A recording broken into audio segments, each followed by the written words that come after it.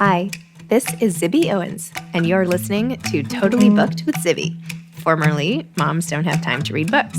In my daily show, I interview today's latest best-selling, buzziest, or underrated authors and story creators whose work I think is worth your time.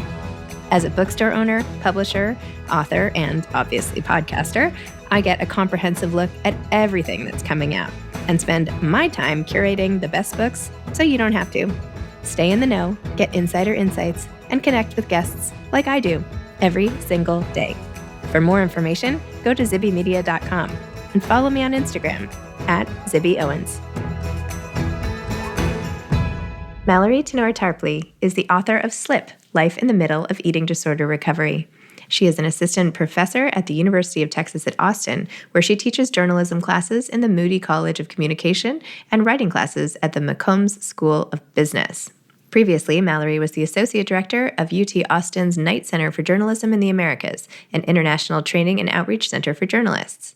Prior to UT Austin, Mallary was executive director of the nonprofit Images and Voices of Hope, where she developed a storytelling genre called restorative narrative, stories that show how people and communities are finding meaningful pathways forward in the aftermath of trauma.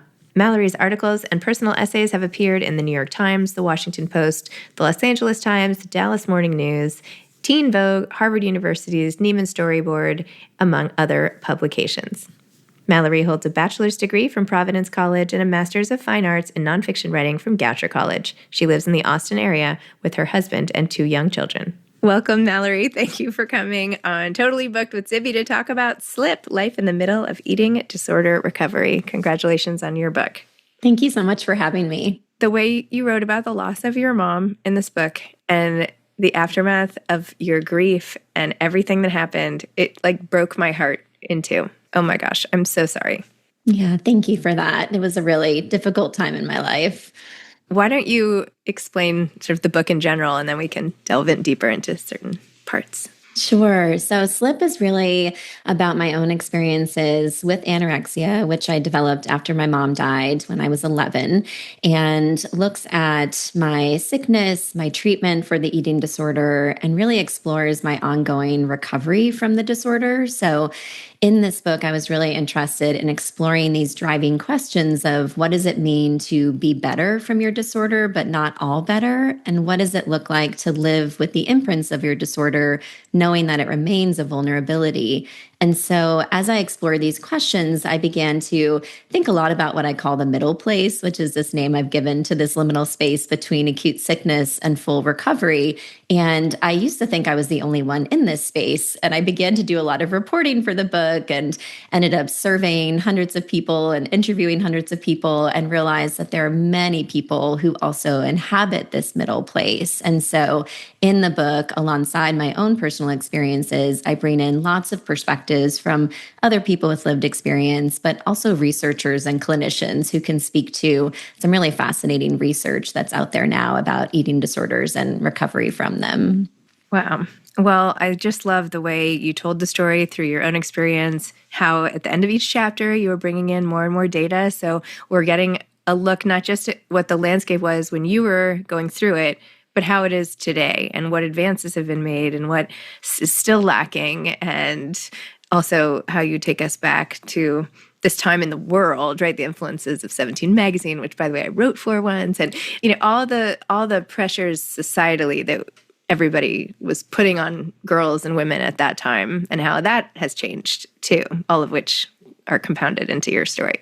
Yes. And I'm glad that you just mentioned the research alongside the personal, because that was a challenge structurally, trying to figure out how do I write a book that is really equal parts memoir and reportage. And so I was really interested in exploring that from a structural standpoint. So really tried to think through that and ended up adopting the split chapter approach, where the first half is all personal and very deeply immersive. And then the second half is written from my present day perspective, where I'm bringing in all of the research and insights from others. So in some ways, those 2 halves are always unified by a central theme. But I also think that that approach enabled me to be in conversation with my younger self, and for my younger self and present day self to really converse in some ways on the page.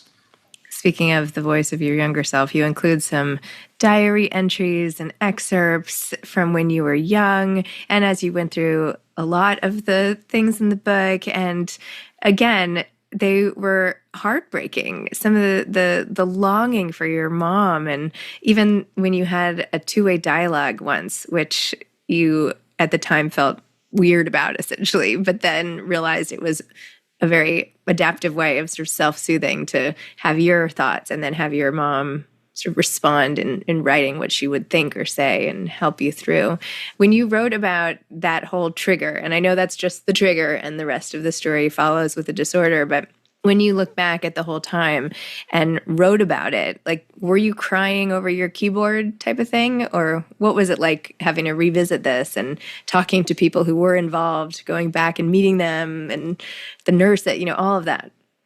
Yeah. So, in many ways, it was an exercise in excavating my past and re inhabiting my younger self. And so, as you said, I went back and looked at all of my old journals, which were just heartbreaking to read. I mean, I meticulously kept journals after my mom passed away and while I was sick. And it became so clear in looking at those journal entries that I was just desperate to find a way to stay close to my mom. And I had conjured up this idea that somehow, if I stayed the same size that my mother was when she was alive, maybe I could become closer to her. And so, in looking at these journal entries, it was very clear that I found food restriction to be this warped form of time travel. And of course, the great irony of eating disorders is that we think they're going to give us one thing, but they completely strip it from our lives. So the eating disorder really made me feel like I was out of control and farther away than ever from my mother ultimately. But it was difficult going back and reading entries related to that and going through all of my old medical records. I did a lot of revisitation too. So I went back to Boston Children's Hospital where I was treated and interviewed the doctor who treated me there and nurses, and really wanted to be able to experience all of that. And it did feel like I was climbing this emotional Mount Everest and wondering, how do I do this? How do I climb up this mountain? But I did go back to therapy when I was writing this book because I felt like writing can be therapeutic, but it's not therapy. And there was a lot that I needed to work on just off the page so that I could really come to the writing with a clear sense of focus and also with some real intentions around what I wanted to say and how I was going to write my story in a way that was vulnerable, but also meaningful for readers. So when you were young, after the death of your mom, you started restricting your intake. You started jumping, which I was wondering if there was ever an OCD diagnosis in there anywhere, like these compulsions that you had. And anyway, just throwing that out there, as I am an armchair doctor in every way, as in my later years. But anyway, you started jumping a lot and having, picking your hands, like all these things. Maybe there's something where your hands were all chapped. And by the time you got to the inpatient unit, which thankfully you were admitted to in time, your heart rate was down to 40 beats per minute, and you had Laguna hair all over you, and your fingers were blue. I mean, it was almost hard to read your description of yourself at the beginning of your treatment. Tell me a little more about that. Yeah, so it was really helpful having my medical records and being able to actually look at those because I had certain memories of what my body felt like and what I was going through. But then to actually go back and look at the medical records for confirmation, it was heartbreaking in a lot of ways because, my father took me to Boston Children's Hospital. And neither of us knew what I was struggling with. We really didn't have a name for it because I thought people with eating disorders didn't eat anything at all. And I was still eating, albeit not a lot. And my father, his only real point of reference for eating disorders was the death of Karen Carpenter.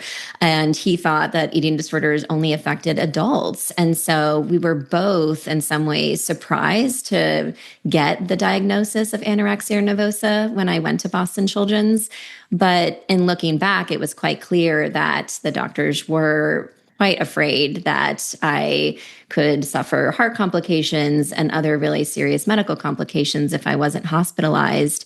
And it is true, too, to your point. I mean, jumping was my form of exercise, which looking back at it now, I mean, it seems so childish. And I was only 12, 13 years old. So in some ways it was fitting, but I did get diagnosed as well with anxiety and depression and severe obsessive compulsive disorder. And those are comorbidities that are very common among people with eating disorders. But it was very interesting reading the doctor's notes about just how entrenched I was in my eating disorder and how I very much identified as someone with anorexia. And I distinctly remember this point where I moved from saying I have anorexia to I am anorexic. And so for me, it became very much tangled up in my identity. And that became even more so the case once I kind of was living this institutionalized life of being in and out of the hospital. And then you detail all of the treatment, how many days, what was it, like 584 days, something like that?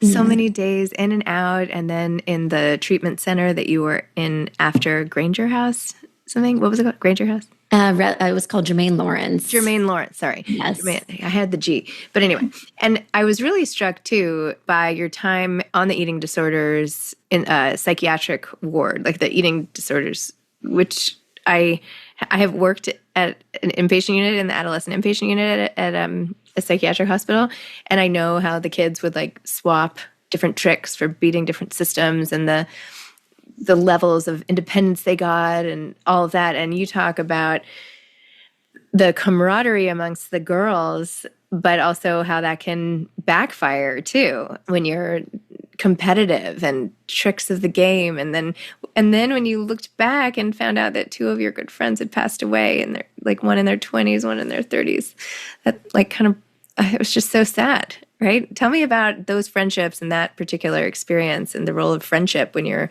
struggling with something like this.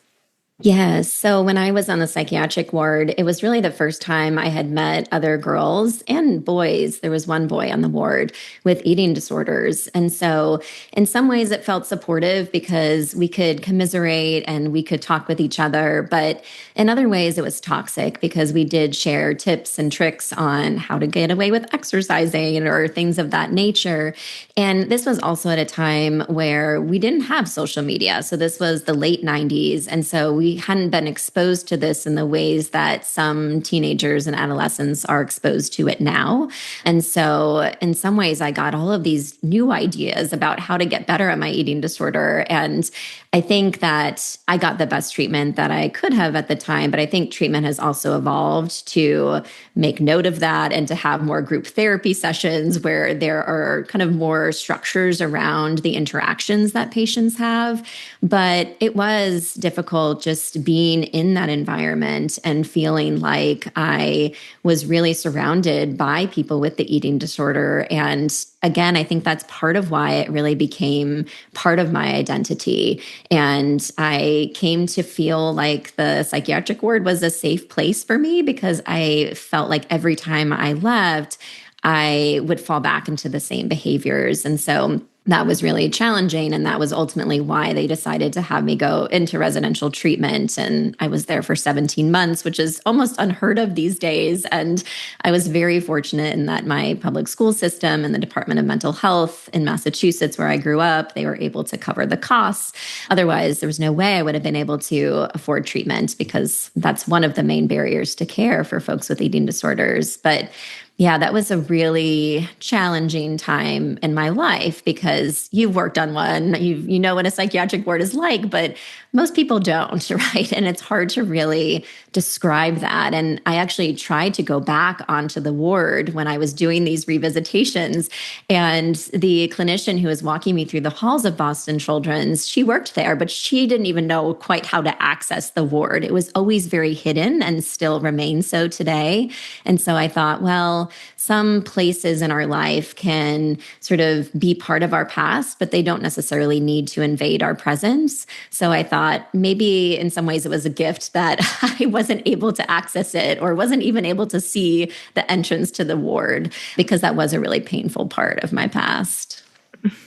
I had a very, very close friend in high school who ended up taking her own life, but she struggled with anorexia and bulimia and was hospitalized. And I visited her at 2 of her hospitalizations and got to see, and you were allowed on those wards, I guess, because I remember seeing her in bed and everything, and just how vulnerable you are when you're hospitalized for something like this. And of course, with eating disorders like this, you are so frail physically, right?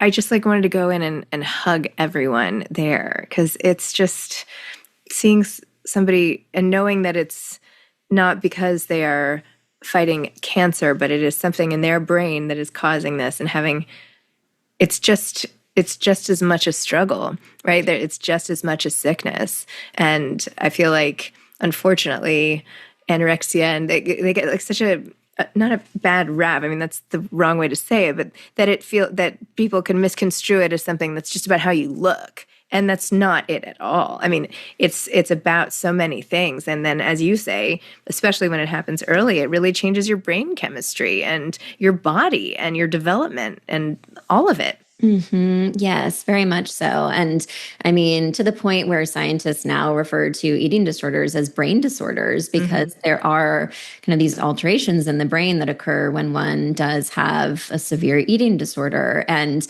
this was not known at the time when I was in treatment. And there's so much more research that's out now, but there's a lot of sort of these brain-based alterations that can keep people stuck in a cognitive rut and that can keep people from getting better.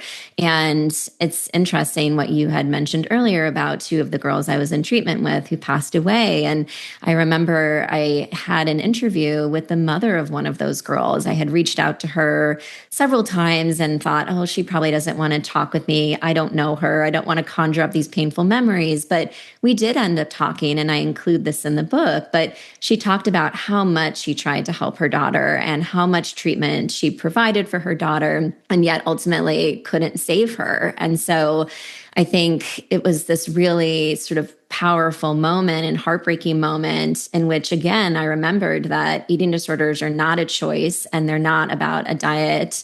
They are these really harmful disorders that are so easy to get caught up in, and they can take lives. And I've seen that firsthand. And so I have a lot of just empathy for people who are really struggling and acutely sick, and a lot of empathy for my younger self, because I look back and I just realize how toxic the eating disorder was in my life. And it's still something I contend with to an extent, but I'm grateful that I'm in a far better place than I was when I was younger.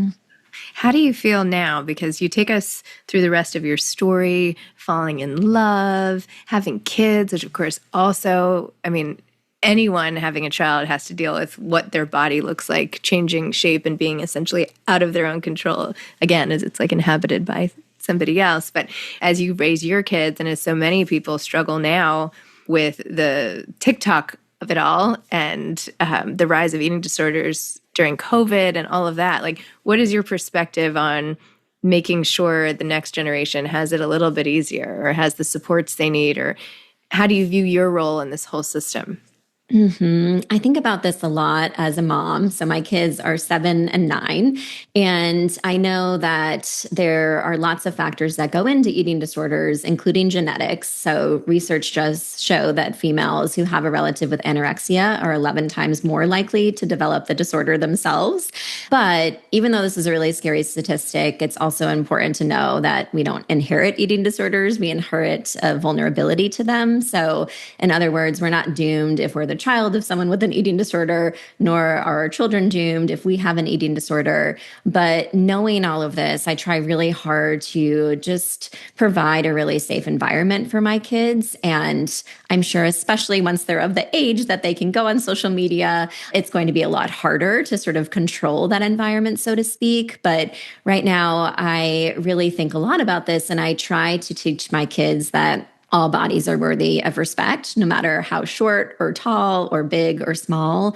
And even though I still have a lot of bad body image days, I never put my body down in front of my kids. I really don't want them to be immersed in this home environment that is rooted in any sort of diet culture or fat phobia. And so sometimes it can feel a little bit like I'm faking it till I make it. But I really try to be respectful toward my body and not put it down in front of them. And I'm also really conscious about how I talk about food with my kids. So I don't talk about foods as being good or bad or healthy or unhealthy, because kids oftentimes think in terms of black and white. It's harder for them to capture nuance. And so sometimes when we talk about food in this way, it can be easy for kids to think, well, I'm bad if I eat quote unquote bad foods, or I'm good if I eat quote unquote good foods. And I know from my own experiences, when I was in the 7th grade, I was in a health class that really kind of taught us about good and bad foods, quote unquote. And that was one of the many factors that led me to think about food restriction as a way of controlling my body and the way it looked. And fast forward 25 years, and my kids have had similar assignments in school. And so we're still talking about foods in these very black and white ways without a whole lot of nuance. And so I'm very conscious about that in terms of how I interact with my kids.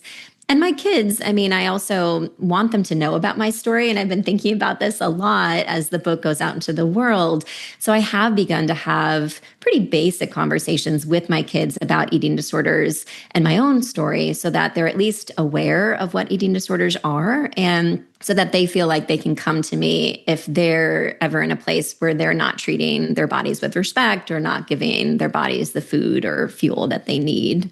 That's great. I know. I feel like as parents, we always have to be checking what we say. What are we modeling? What are we doing? I mean, the other day, I like my daughter was taking a picture of me, and I looked at it and I was like, oh, wait, let me do it again. Like, let me like suck in my stomach. And I was like, I cannot believe I just said that. I can't believe I thought it. I can't believe I even said it out loud in front of my impressionable daughter. I feel like I need to be like arrested by the parenting police for this move, because I'm so conscious of never saying anything, like being so, because you always do in response to like whatever you had sometimes, right? Or what, we all have our things. So, but anyway, I was feeling like such a failure, because at least we all now try to protect in the ways that we can, except for slip-ups like that. So, yeah, slip. Yes, exactly. But it's hard. I mean, I grapple with it all the time. And when my kids are asking me, Mom, can I have a snack? Can I have a treat? Like when it's 10 minutes before dinner, I mean, those conversations can be hard to have, because I don't want them to have a restrictive mindset. But sometimes there are moments where I'll just say, just ask your father, right? And knowing that my husband can step in and support in those moments where maybe it feels a little overwhelming, I have found that to be helpful. Yeah, that's a good trick. I know. I feel like I'm so permissive with food. Like, oh, can we get an ice cream and then we're gonna have dinner now? And I'm like, sure. Like, because I don't want to say no to any of it. You do. It's your body. Tell me if you're hungry. Like, yeah, you think you'll eat dinner? How are you going to get your protein? Like, I don't know. It's always a mess. But of course, eating disorders are your eating disorder on top of the baseline stress of raising kids with positive body image is a lot. And I know that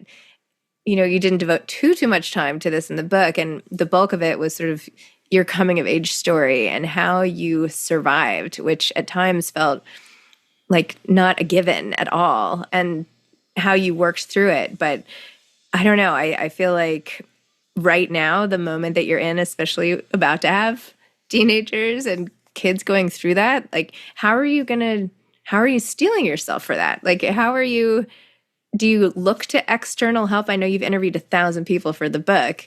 Like, what is something that you took from it that you're going to use to help yourself so it doesn't drag you back down into a dark place? Yeah. So I think one thing for me is that I am a perfectionist. And so I used to think I had to be really perfect at my recovery. And I see that trickle into my parenting as well, where sometimes I think, oh, I've got to be the perfect mom and do all the things and work and be with them and write a book. And so I do have to watch that, just as I think about how I talk about bodies and food with my kids, because I recognize that no matter how hard I try, they're probably still going to have bad body body image days. They may end up developing, behaviors, or they may end up going on skinny talk or seeing some things one day that I would prefer that they not see. And so I think for me, I have realized that secrecy can keep us stuck, and eating disorders really thrive in secrecy. And so I think silence and secrecy not only keeps us stuck, but can also keep us sick. And a big part of my own recovery has been just being open about my own experiences with an eating disorder and the fact that I'm not over it and that sometimes I still do slip. And so I think for me, that's been really healing to be able to be super honest about that. And I think the book is the most honest piece of work I've ever put out into the world.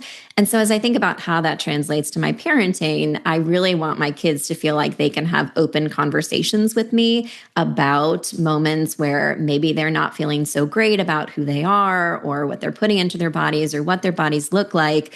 And I never want them to feel like, oh, well, mom has had an eating disorder, so I can't talk with her about these things. And so the open communication was so helpful for me. And so I want to encourage my kids to feel like they can come to me when they have these concerns and that we can really just have dialogue about them so that they're not kind of secretly or silently struggling or wondering what the content they're seeing on social media or elsewhere means for them and their bodies. And what does your support system look like right now? So I do still see a therapist and a dietitian. And 5 years ago, I probably would have been sheepish about saying that. But I do think that it's really just been helpful in terms of being able to stay active in my recovery. And I always say that I'm kind of in recovery as opposed to fully recovered. It's hard to even know what full recovery means from an eating disorder, especially in our society, which is so steep in diet culture. But I have the therapist and dietitian. I also have an amazing husband who is super supportive and really understands my own lived experience and can really just help me in times when I feel like I need a little extra support. So those are my main support systems. And I'm lucky to have just a great family and friends. And so I am fortunate in that sense. And I remember when I was in residential treatment, I was there with a lot of girls who did not have a home to go to. They were in and out of the foster care system, or they'd been abandoned by their parents. And so even then, I knew that I was fortunate to have my father. I had a loving grandmother who had stepped in to help after my mom passed away. And so support is really critical when you're dealing with an eating disorder. And I think when you don't have support, that's when you can slip into the secrecy and silence more. Well, I'm so glad that you have that whole system, because the image of you coming home from school the day that your mom died to an empty house and just like putting on some Arthur cartoons because it was just so quiet and like not having a snack put out. Oh my gosh, I feel like I'm going to be haunted by the sadness of that. I'm just so sorry you went through that. And anyway, I'm also glad we're doing an event together at the Core Club. I'm excited to introduce you to the other authors and have an open talk about all of this, because their stories are not the same, but there are similarities in the journey. So yes, I can't wait to hear you all talk about it. I just want to be a fly on the wall and just like let you all talk. So I can't wait for that too. Yes, I'm so excited about that. Amazing. Okay, Mallary, congratulations. It's been such a pleasure to have met you on one of our retreats and have you say I'm like writing a book and then seeing the cover, and now it's about to come out, and it's just so exciting. I'm so excited for you. I hope that it brings you everything that you hope and more. Thank you. Yes. And it feels like a really special moment in time too, because I'm about to turn 40 and my mom was 40 when she passed away. And so I've been thinking a lot about what does it mean to outlive your mother and to enter a phase of life that she never got to experience. So in many ways, Slip feels like this ultimate way of honoring her memory and also of beginning this next phase of life. Oh, I love it. Well, congratulations. Yay. Thank you so much. Okay. Thanks, Mallary. Okay, I'll talk to you soon. Bye-bye. Thank you for listening to Totally Booked with Zibby, formerly Moms Don't Have Time to Read Books. If you loved the show, tell a friend, leave a review, follow me on Instagram at Zibby Owens, and spread the word. Thanks so much. Oh, and buy the books.